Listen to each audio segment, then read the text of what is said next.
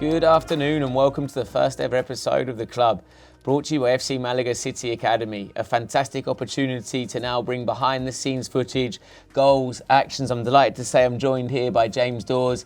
Take it away, what can I expect? Yeah, George, really excited obviously to be bringing you guys the first ever episode of The Club. It came out of a necessity really, with over 10 teams in our academy now and 200 players, to give you guys a real insight into the day-to-day life of the going-ons here at the academy. So, we've got a fantastic lineup of guests today, from academy player Felipe Ribeiro, obviously through to our senior team player Jacob Thompson, but starting off obviously with Charlie Malman, who's the current under-21 assistant coach. We're delighted to have Charlie on as the first guest of the club, and long-time friend, and we're gonna have a look at him in action, and then we're gonna come back and look forward to getting his thoughts. Let's play the video.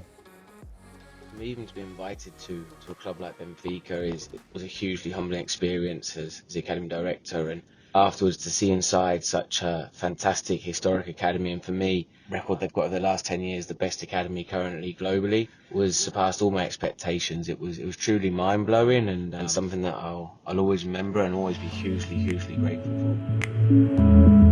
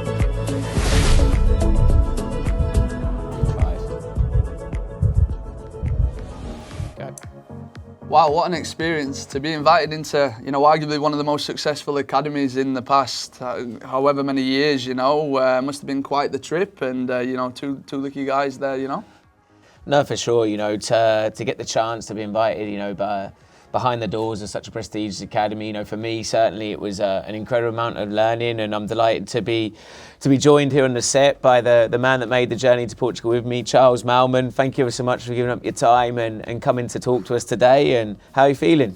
Feeling good, guys. Long time no see, huh? Feeling good, and I'm very excited and happy to be on the first show ever of the FC Malaga City Academy, and ready to have some chit chat with you guys. No, I think, that trip obviously, meant a lot to us, and, we're both lucky that we've come through, myself through the Premier League academy system, through Paris Saint-Germain. What things do you think we saw that were different? How would you summarise that trip? Well, that was an impressive trip, and I think neither you and I were expecting that much from a club like this, and I remember we have a chat about this, and we were saying there's difference between professional clubs and institutions. Yeah. And Benfica is an institution. It's one of the top club. It's rated, I think, top A academy FIFA. Yeah. So that was amazing. That was literally another one in every aspect. Every aspect. The level of detail was incredible, and thanks so much for coming on the trip with me, and we're obviously long-time friends, teammates, lived together, ex-housemates, been around the world together, and tell our families, tell our wider audience a little bit, who is Charles Malman, what's your background, what do you bring to the club? So I came from as you said, from the French football system. I had the chance to be in the professional football system since I was 13. I was going up and up in the PSG Academy until my 21, my late 20 to be honest. And then I left. After that I had a little professional career all around the world, and as you said, we played in many countries, in a few continents together, we shared a lot together. And we had the chance to see the football globally. I would say, it's a chance that not everyone has, and we shared it together. It was a very good time, long time ago. And obviously, I think you'll be hard pressed to find anybody that loves football more than this man right here, Charlie. You know, obviously coaching, and tell us a little bit about that transition from the playing side and the experience that you brought with from your professional experiences and obviously your youth days, into your new role as an assistant coach now. Well, as I said, the coaching for me is just a plus to get close to the kids. But I'm in the academy, I was more reference as a big brother to them, because I shared a lot of my experience. A lot of them, they kind of like the way I play, so they ask me a lot of questions. But I'll try to stay open to all of them all the time. So anytime they need to speak about football, or sometimes about silly things, just joke around. And I think it's important in the academy to have this kind of repair, some people that, you can go and, you can talk with him in any transparency and a mentorship. Yeah, exactly. The coaching after that is easier, because it's like you're coaching your friends, so you're having fun, you understand their struggle and everything. So it makes the approach easier, even easier when you are the assistant coach, because you don't take the hard decision, so you just come to the kids and say, yeah, let's go. You're going to do better next week, and we go on, And obviously you guys known each other for what? Best part of 15 years. 15 years. Yeah. A few years there, guys. Let's talk about that. You've been at the academy now, obviously, through your relationship with George for around 5-6 years, right? Yeah, around this. No, 7. 2015. And just talk about that transition, in terms of when you first arrived at the academy to now. We mentioned, the amount of players and teams that we have within the structure. Just mention, how things have changed over time. It went from 1 to 100, but quickly, when I arrived the first time, we had only one team, and the kids of the academy, we were trying to put them in other teams to play on the weekend on the league system, and they were mixed with the adults. I was coming there to keep in shape and to enjoy the football in south of Spain. The weather is pretty good, so I was enjoying this. And but it's amazing. From one team, we went to 10 teams right now. We're competing in league. We almost this close to get to professional league system. So it's just crazy, And every single year is boom. If you come one year and you come back the next year, it's totally different. Totally different. Definitely, and for me, and I think speaking for yourself as well, we've grown up within football. Certainly speaking for myself, it's given me a lot of my life values and fundamentals to how I like to approach every day. What would you feel that football's taught you, and not just talking about the glitz and glamour of Paris Saint-Germain with your Ronaldinhos and things like that? Obviously, you've seen smaller leagues, you've seen different countries, different cultures. What was the main takeaways you've had from that? Many things. Well, the first thing I will say is you came from the professional system, that for example, timing is something very important. And timing in this kind of academy, if you're not on time 30 minutes before, you're late. Yeah. And the more the time goes and the less they respect this kind of stuff. Sometimes I'll be harsh with my kids in the U21s, but I'm trying to teach them values. At the end of the day, I think more than footballers, we trying to form young men. And it's important them to give value of hard work, not be late, be smart, be nice, be intelligent, be educated. This, for me, is the most important things football gave me, and I would love to keep sharing it with the new generation. Fantastic. Yeah, and we mentioned there, obviously, when we get approached all the time, what makes FC Malaga City different, and for me, it always comes down to the people. Not only within the club but working for the club as well, and for the young players looking up to you now, let's say at 15, 16 years of age, having had those experiences, what's your sort of advice for those players, coming through the system at that young age, and how do your experiences help guide them? That's a fantastic question. I'm going to flip it around a little bit more. What advice would Charles Malman give a 15, 16-year-old Charlie joining FC Malaga City? I'll tell him, first of all, don't speak with Dawes. No, joking. Simple. Works beats talents every single time. As I said, I was a kind of a talented player, not a hard worker, and that's why I struggled later. When you're young and everyone got almost the same size and body and everything intensity, talent is a little bit above, you know, but when you reach the senior and adult level, it's over. It's over because people, they just go rush, smash you every time, and if you don't have the body to take it and the hard work behind it, you don't succeed. Simple as that. Simple as that. So I'll say, Charlie, work, please come to Malaga City and work hard, listen people, because people here are, at the end of the day, everyone in the academy wish the best for everyone. It's not like, oh, we don't care, or no, we wish them to step up, to be better player, better person, and everyone. So it's important for them to listen. It's not like we want to put pressure on them and to them feel bad, or no, we want them to be better at the end of the day. This is the main goal. One of the most, one of the landmark moments this season for the academy, was that first ever trip to Paris earlier on in the season. And obviously, Charles, you were at the forefront of that, making that happen. They don't just let anybody in. Talk about that experience of going home, so to speak, and seeing old friends, old colleagues, and old teammates. Well, it was amazing. It was very emotional for me because, as I said, I didn't step into the club since I left. It was like a big scar on my life, so I was like, oh, okay, having good contacts because everyone loved me while I was there, but it was amazing. It was amazing to share, to meet people that I didn't met in the 15 years and share just like where I grew up with many kids and many kids that I loved, That was amazing. And as you said, like Paris just don't open this door to anyone. Everyone can check. They won't open this door to anyone in the world, just for us. And I'm very, very looking forward for them to come right now because they're planning to come. And I'm to us to come back there next season because we lost the 2 games and now we have to win them. Yeah. It's a promise I made to them.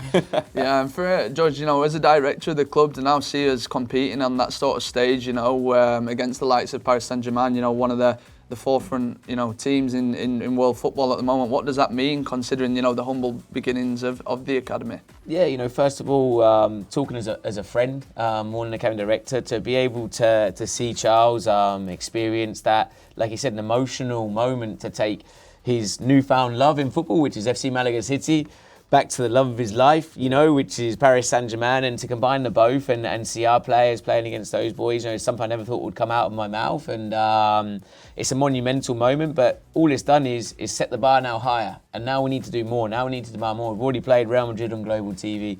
We've already played Barcelona in the last 3 seasons. We're now going to Paris Saint-Germain. We played Manchester City. For me now, where do we go next? We find the next challenge is what we do, and we keep driving forwards, and we don't let up until we get there, And I just want to say a huge privilege as a friend, first of all, to have you as our first ever guest on the club.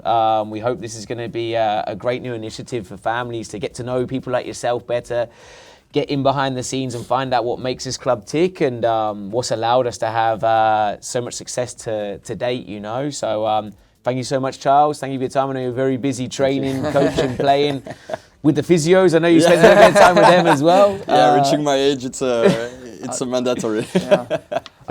But yeah, Charlie touched upon there, obviously, the success of the senior teams. And I know, George, you and I are both excited to welcome our next guest onto the show, Jacob Thompson, player that's come through our academy system. And here's a little bit about his story. Vamos. Are we ready?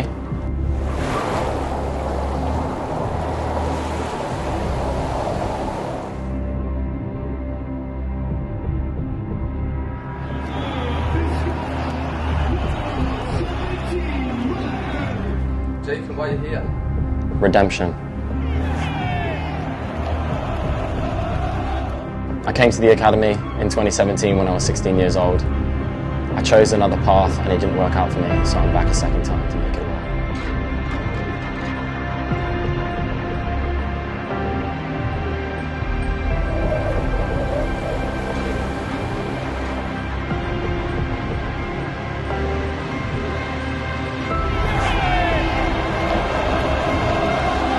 I feel like everyone knows what it takes, but it's the ones who actually do it to the detail. Those are the ones who will make it to the top, who actually dedicate their lives and just the sacrifice it takes to make it.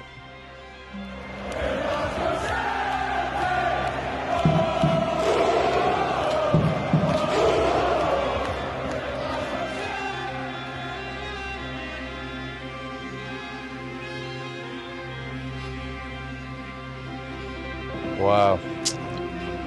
Like everyone else, football is my identity. Like since I was a kid till now, it's the one thing that's been consistent in my life.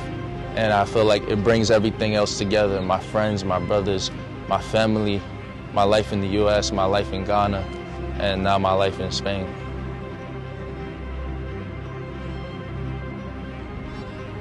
Trials at Cadiz and especially Mallorca, I can see the level that they play at and I can get a sense of what it takes to play at that level. Football, it means a lot. It means freedom, it means escape, it means love on and off the field, it means the will to keep going and to keep driving. I'm Jacob Thompson from Brighton, England. I'm Cameron Williams from San Diego, California. My name's Angel Ariola and I'm from Las Vegas, Nevada. Kobe Oseirusu, I'm from the United States and Ghana. Hello, I'm Mario Abumitri from Beirut, Lebanon. This is FC Malaga City. Wow, goosebumps watching that, and you know, from someone that had the privilege of being part of that that video, you know, you really get a sense there of what it means to sort of be on this crazy football journey that we're all part of here. But Jacob, just watching that back, tell us a little bit about that, you know, reflecting on your journey so far, which has obviously led you to become part of the senior team here at Malaga City. Well, yeah, I mean, we all had such an amazing time making that video, and to be honest, although I train with these guys every single day, I live with them, it was really nice to see like the background that everyone's come from, you know, because it's not something that people talk about too often. So yeah, that was a really good experience. Mm-hmm. Well, huge congratulations. It was certainly a very emotional piece, and emotional for me as well to see it as obviously the academy director, but also someone who's been involved in your development now for almost half a decade. To see your personal growth and where you are as a young man, not just as a young footballer, hats off to you. Congratulations, you know. And I remember at the start of last pre-season, we were sitting down having a few coffees, and you were a little bit nervous upon your return to the club, and if you were going to have the level to impact the first team, you know, you've gone on from then and secured a league championship. It was a very strange league, that's for sure. What was that like? What was that experience like last year? I mean, amazing experience to, like you said, to come back here and at first, you know, struggle a little bit in training, not sure whether I was up to the standard or not, but to be given the time to develop, and then, you know, to be involved in a team that wins the title, you know, over a very long season, a very, like you said, very, very interesting structure to the league, winning on 0.01 points per game at the end of the season. So yeah, what a moment to be involved in, right? I think you know, last year having the points per game, you know, with the different groups, was certainly something that I'd never experienced in all my years of football. And like you say, to win it by such a small margin is winning that counts, and getting over the line first, you know, which we were able to do. And then, you know, we've come into Division d'Honneur as the new boys, young players, untested, untried, and talk us through. I mean, you just seem to go from challenge to challenge and rise above it and rise to it. You know, this year again, you've played a lot of minutes, maybe come out the team a little bit at times, and now found yourself, you know, starting last weekend in the biggest game of this season, which arguably the biggest one of our history. You know, how does that feel? Well, like you said, you know, at the end of last season, we had 2 games to get 4 points, and it was just, we had a very difficult game against Trabuco, managed to scrape a point, and then, you know, kind of cruise the last game. And the next one is that, you know, we started the season, pre-season was a little bit difficult. Everyone was a bit worried about how the season was going to go. And then, you know, we had our first game against Estepona, and the tactics were survive, you know, can we scrape a point? And the game started and everyone felt, you know, really comfortable playing. Yeah, definitely. And I'm gonna throw you a little bit of a curveball here, and you know, potentially go off script a little bit and put you on a little bit of pressure. You know, you've got the lights coming down on you now. Sure. You've spoken a lot of fondness about the championship winning squad. Also the championship winning coaching team, you know, which maybe for a lot of people would have been a little bit of a surprise to come back in for a new year. Adrian Dominguez, you know, for me, the lifeblood of this club, been here since the inauguration and first season. How do you feel to find him not coaching you this year after the success of what we'd achieved last year? I mean, obviously all the players that came back from last season, which was probably 8 or 9 players, we were all like so fond of Adrian, and you know, the environment that he created, the culture he created in the team, but obviously with the pedigree of Juan Carlos coming in, you know, we knew what to expect, and that was high standards, work rate, defensive attitude. So, you know, there was obviously no animosity towards a new coach. You know, everyone was willing for the new challenge. Yeah, and Jacob, obviously we touched upon there, this is obviously not your first time at the academy, you know, having had a brief spell at 15, 16 years of age. So we asked the same question to Charlie, but tell us what it's like to have seen that transition over the years now to be on the cusp of the professional level after starting in the academy. Well, you know, I had my first experience coming on tour with ProDirect back in 2016 when I was just 15 years old, and had an incredible week, and I just wanted to come back, you know. So finished my school at 16 and had the opportunity to come here for the full season, and absolutely loved it. My parents, you know, like many, give their children, oh, you have, you know, 1 year, that's all we can finance to try and get yourself into the professional game. That didn't happen, and so I went back to England and finished my studies, and at the age of 19, luckily I was given the opportunity by George to come and join the FCMC senior team.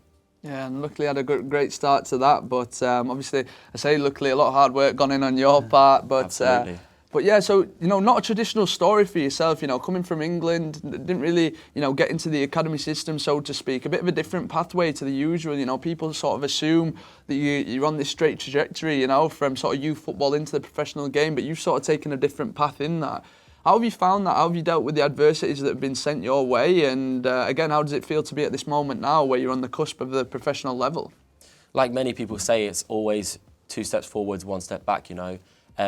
Like you said, I came from, you know, just being on the cusp of academy football but never really breaking in. And when I came to FC Malaga City at 16 years old, I took it with both hands, you know, and I just wanted to make the most of every single day that I had. My first experience being in, you know, a professional environment and playing full-time football, I just wanted to make the most of every moment. I remember when you first came in, you know, I think it was, can't remember if it was your hamstring or shin splints, you were having a little bit of trouble from adapting to the full-time training. Yeah. Probably the pitch there in Torrox at the time before it got relayed. And what advice would you give to players? Because it's a big step when you go from maybe you're in your club training 2-3 nights a week. And I remember the sort of first 3-4 months you were exhausted, you know. How did you then build on top of that and adapt yourself, both not just physically but mentally also, to being under that kind of pressure daily, day in, day out, and that scrutiny? Firstly, I think it was, you know, a bit of sunstroke actually, you know, got to me. And then it was the Oscar Schlatters, which I know a lot of players struggle with. But to me, it was just making the most of every single day. Yeah. You know, you have 2 hours training. Maybe you do a double session, 2 to 4 hours. But the rest of the day is completely yours. You know, we're here to play football. And so it's more important what you do in those other 20 hours of the day that set you up for the next session, which is obviously the most important part. Definitely. No, fantastic answer. Really, really good. Yeah, and obviously, you know, we've touched a lot on the past there, but more exciting is the future, you know, especially for yourself. You mentioned the change in mentality there from going for a team that's looking to survive in a new division and a step up to really thriving in that environment, you know, and now sitting comfortably, you know, towards the top of the table in Division D and North. So talk us through that mentality change there, and obviously your ambitions moving past maybe this season as well. Initially, the objective for this season was to maintain the category, you know, stay in this league and kind of make ourselves, you know, a force within this league. And actually, very early on, we managed to get ourselves in the top 3. And we've pretty much stayed in the top 3 the whole season. So that mentality has kind of shifted slightly during the season. And, you know, now people are going to training every single day wanting to win. You know, before, you know, the mentality of some players, you could see it in some players that maybe weren't in a title-winning team last season, weren't, you know, they got through sessions rather than trying to win everything, dominate in sessions. And we're now seeing that from everyone in the team, which is really nice to see. How competitive is it to get a start in berth now, or even in the 18 match day squad? You know, you're saying there people sounds like almost killing each other at training. I mean, do you feel that pressure? You know, what kind of feedback do you get from the coaches? What's it like coming into a team that is about winning and learning to be a winner? You know, there's something that you can obviously take forward in life as well. But I'd love to get your thoughts on that. How do the coaching team approach it, and how is it with your teammates? You know, say you're playing, you know, maybe someone you're good friends with off the pitch plays a similar position to you and you've taken their spot. Yeah, well, I mean, last year had some great position competition in Lucas De Paula and Izzy Jones. to two people that I was really good friends with off the pitch and both on the pitch. So really good challenge. And then this year we've got Usu, who's played a lot of minutes there, and also Biri, who's just arrived, who's I kind of see as a mentor in some way, someone who's played at a very high level. And I watch him in training, and I think oh, that's a part of my game that I want to introduce into what I do. So yeah, not only are you friends off the pitch, but also when it gets onto the pitch, it's competition time, right? So yeah, a lot to look forward to definitely as we head into the latter parts of the season, and I think, George, you as a director, again, just touching on the fact that, we preach this methodology of believing in young people, but sort of the proof is in the pudding in that respect now. I think 6 or 7 of the first team squad are academy products that have come through from the U19 system. So how does that feel as a director to now be seeing the fruits of that with the success we've had? No, obviously couldn't be more proud, simple as that, and I'm also happy we put our money where our mouth is, we backed it up. We said that we're going to give untested, untried, young talent from around the globe an opportunity to play at such a high level. Jacob's now coming in, he's playing against opposition where the opposition teams are getting paid. Some of those players live off those salaries that they get. And we're really getting closer to a culmination of almost a decade of work where we can now confidently say that we are trying to find the best unsigned talent globally. That's always been our mission statement, and we're 10 games away from putting that into practice. And we're not going to try and get promoted. We are going to get promoted. We're going to make it happen. And for me, that will be a massive game changer, not just for that individual squad of players, which naturally they'll get the kudos and more than deserved, and a fantastic coach and effort as well. But that will bring a magnifying glass onto the whole club, the whole academy. People are going to really sit up and say, what are these guys doing? They're finding players that were from off the radar, and now you're competing against teams with, huge budgets, huge followings, and institutions of football that have been going for over 100 years. And one thing that we have noticed this year is a real increase in the overall level of the academy. Not only the guys in the senior team sort of setting the bar there for the rest to follow, but also the strength and the overall depth of the academy teams. And one player in particular who's impressed this season is Felipe Ribeiro, and we're excited to have him on the show today. We caught up with him earlier on in the season with trip to Seville. Vamos.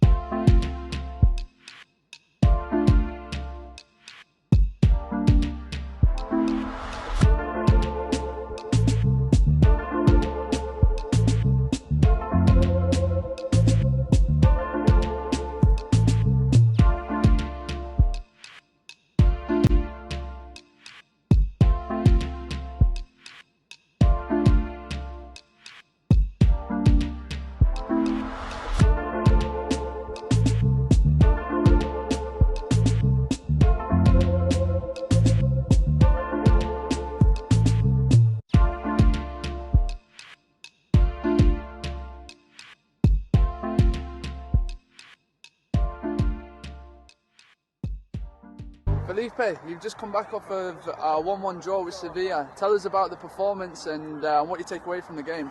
I think we started the game really well, building up out the back. We didn't let them play, and we got our first goal. First half ended really well, and second half, unfortunately, we conceded a goal from a corner. But apart from that, I think our team was really good, and I'd like to thank Sevilla for letting us come here and play.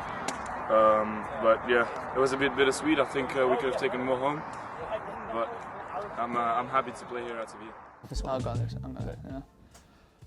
Wow, looking back on such a fond memory from this season, I had the pleasure of interviewing you, Felipe, after, coming off of a very good draw against a very good Sevilla side. How does it feel to see yourself, talking after having played against such a prestigious club here in Spain?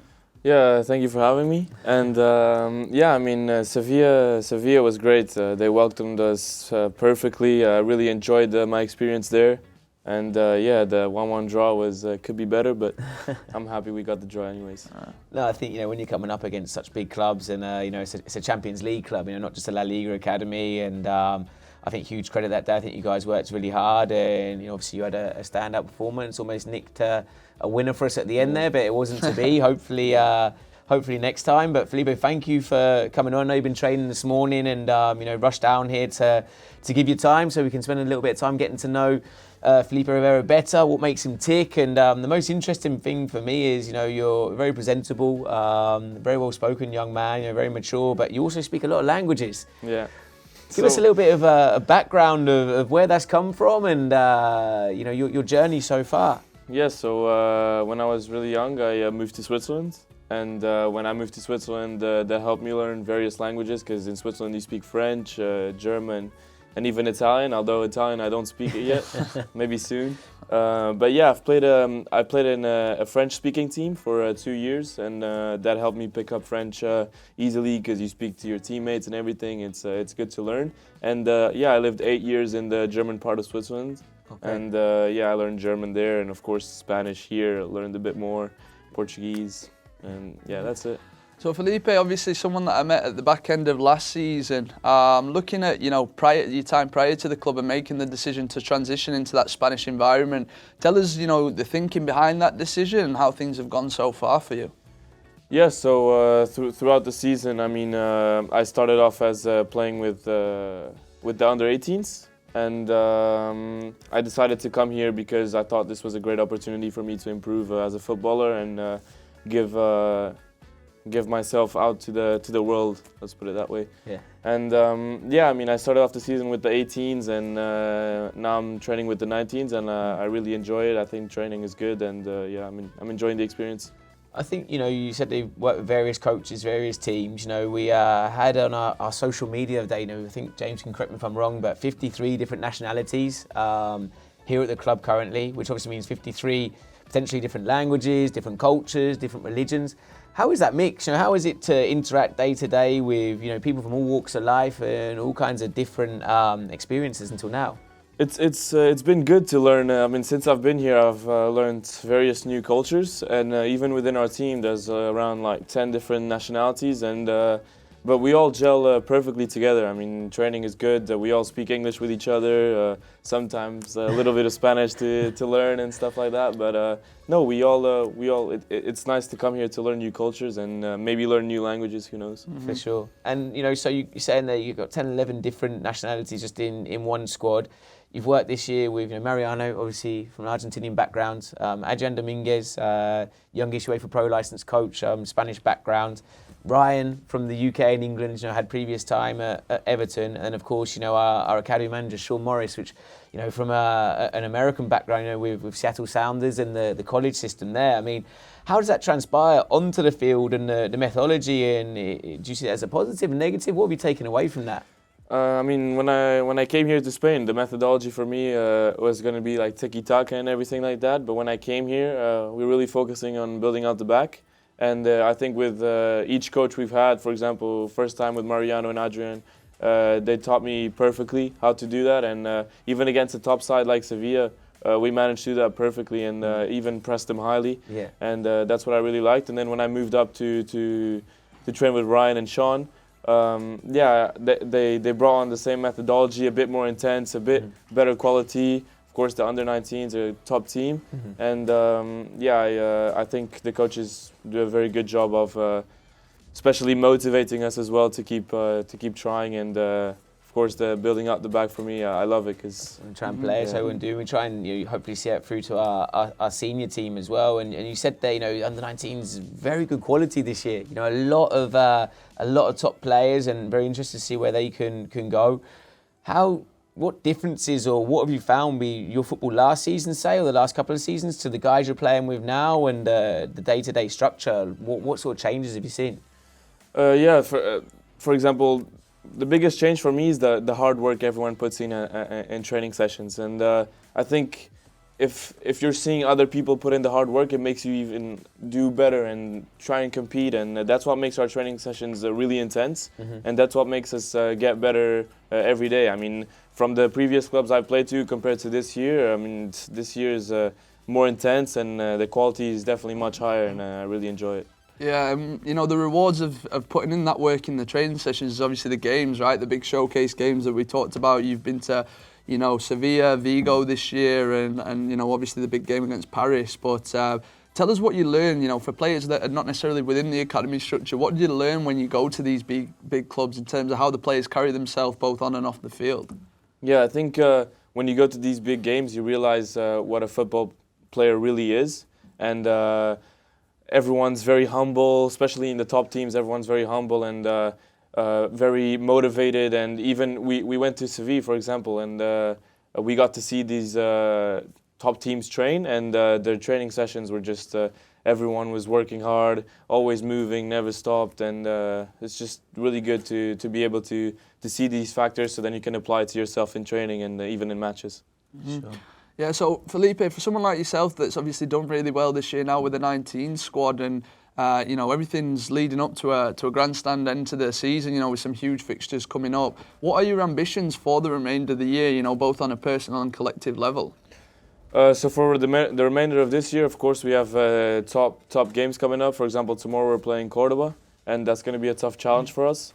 And we also have a tournament at the end of the season, for example, PSG and Barcelona might come up as well. Valladolid. So these teams really give you the extra motivation to go out there and train every day and do the best you can. But of course, for next year, I mean, I want to sign for a top team, for a top club.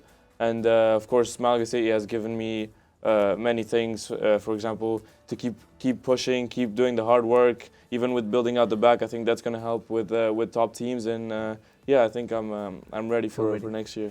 That's fantastic, and you know, we spoke a lot about the football side, the football development, and what you've done this year with that. Of course, you know, Mum and Dad obviously care about you a lot as well, and I know a condition of you coming here this season was that you didn't let your studies slide, which I fully endorse as well. How is that balance of training as much as we do and then trying to hit the books at the same time? What would you sort of say on that?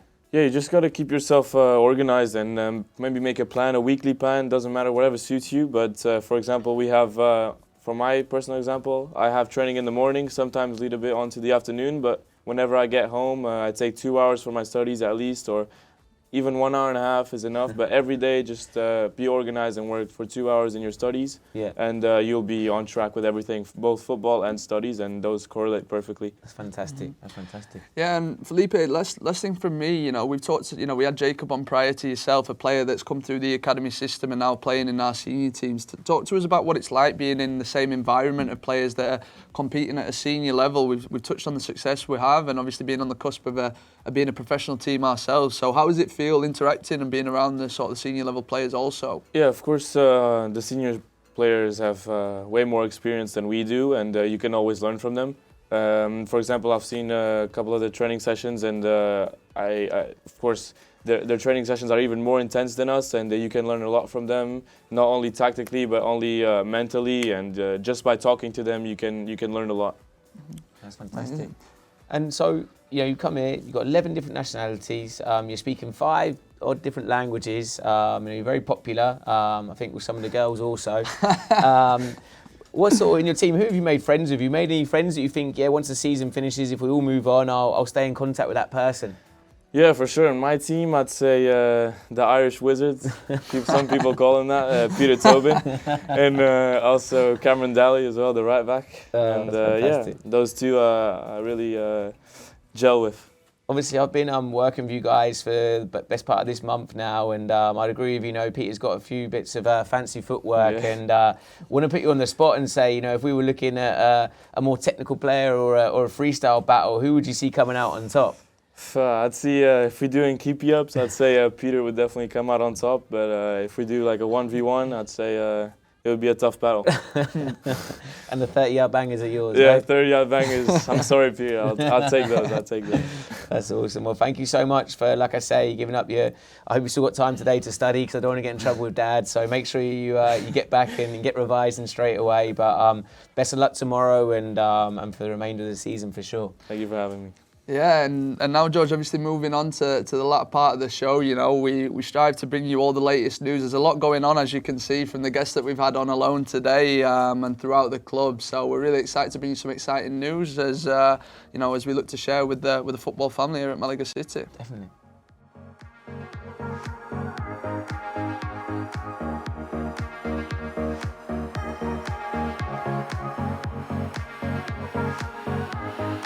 I'll start it, yeah. So, again, really excited to be bringing you the first ever episode of the club. Big thanks to our guests that we've had on. I think they provided a tremendous insight into exactly what we've got going on here at Malaga City, on the playing level. But, George, a lot of work going on behind the scenes to not only, improve what we have next season, but also for the remainder of this year as well. Definitely, and before we get into the football, I think, for two humble amateurs, I think a first hit, and I want to say a personal thank you to yourself, the Ellie's floor and Vicky, the media team, for you guys putting this together, and for me a fantastic platform to get all the important information across to our wider football family and keep people in the know, so to speak. So Thank you so much. No, it's my pleasure, and obviously we're seeing the fruits of that this year. With the hard work that's going on and off the field in terms of the success of the academy teams right through to the senior teams. Now 4 senior teams in contention for a potential playoff and promotion.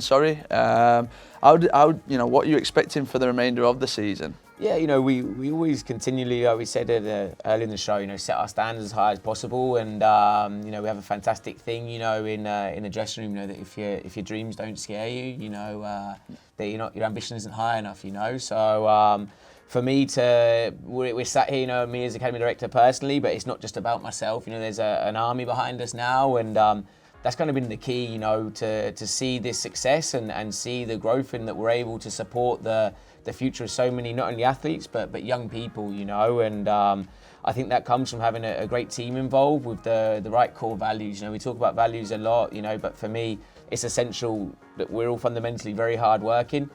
I think we're all football lunatics and addicted to the sport, and on the side of that, we're very humble and adaptable. Whatever gets thrown at us, we find a way to get through that, and I think nothing more so was shown than last year.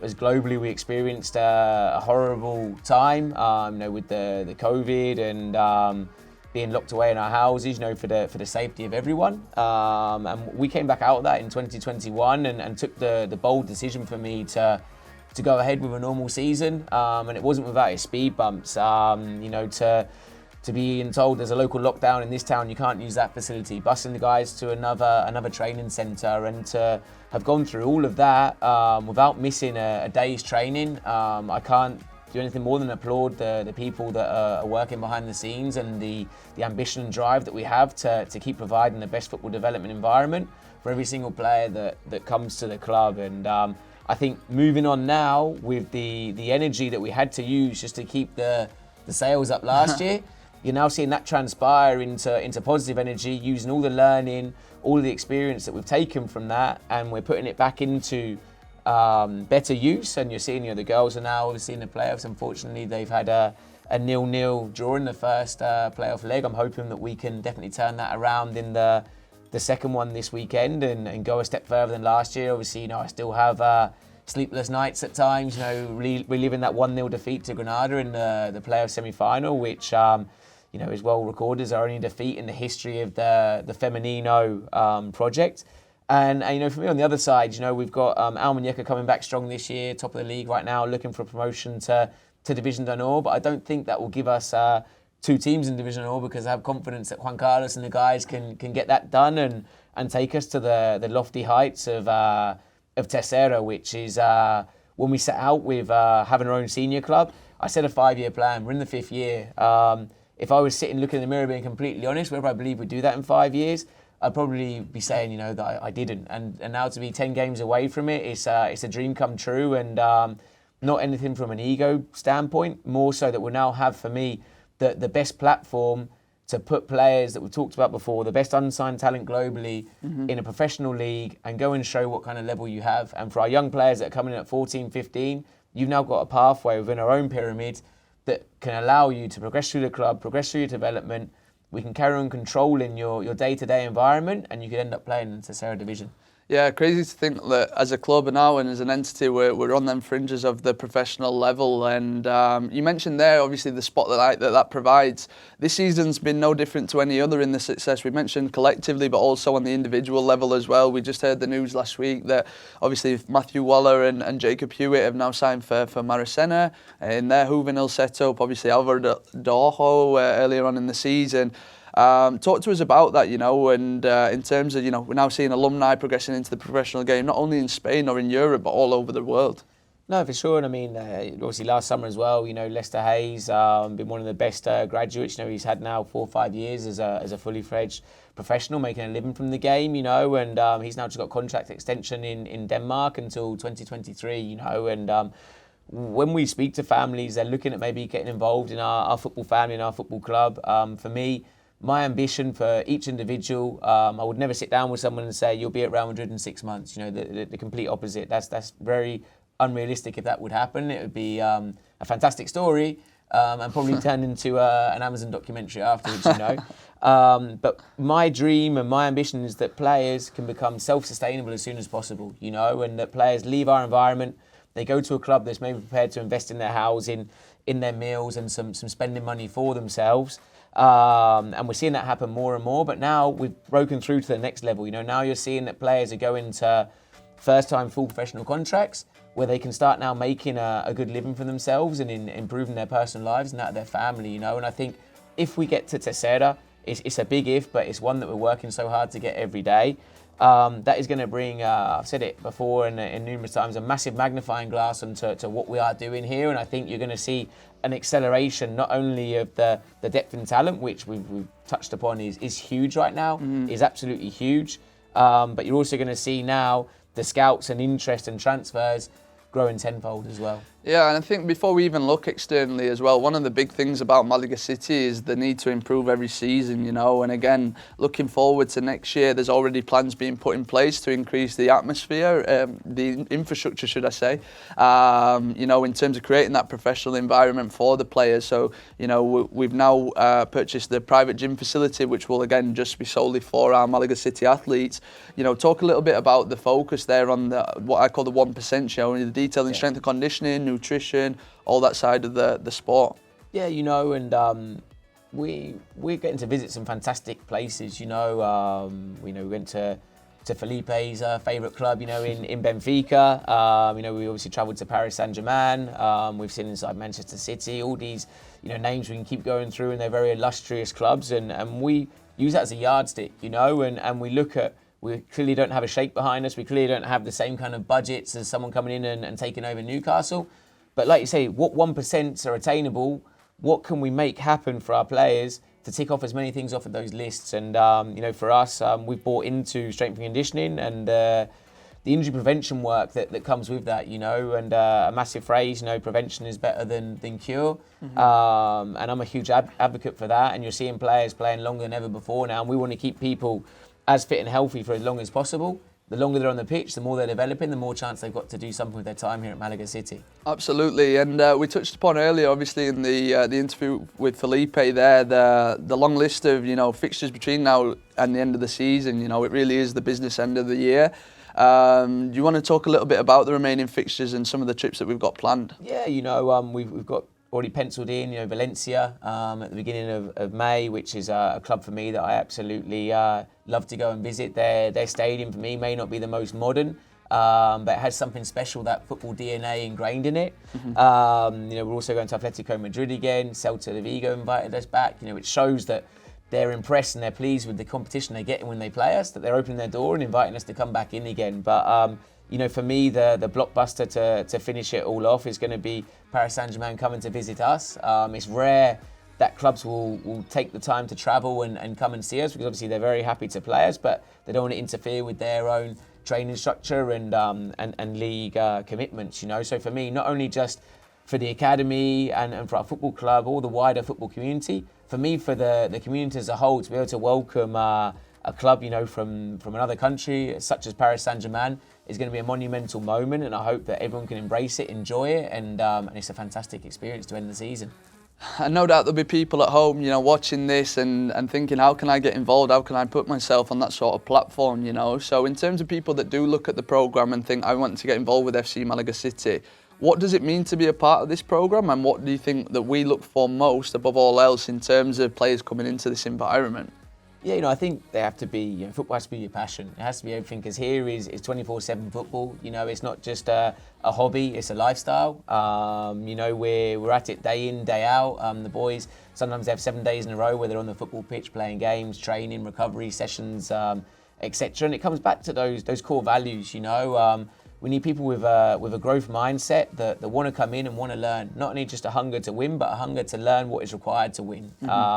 I think people that have an open mentality, demand a lot of themselves and have that family support, have a very good chance to firstly be a successful footballer here and improve, that's without saying, but also improve as a young adult, you know, taking on life skills that are gonna help you if you go into professional football, but you know that can't be realistic for absolutely everybody. It's going to help you going in with your adult life and to you know, to set yourself up for the future.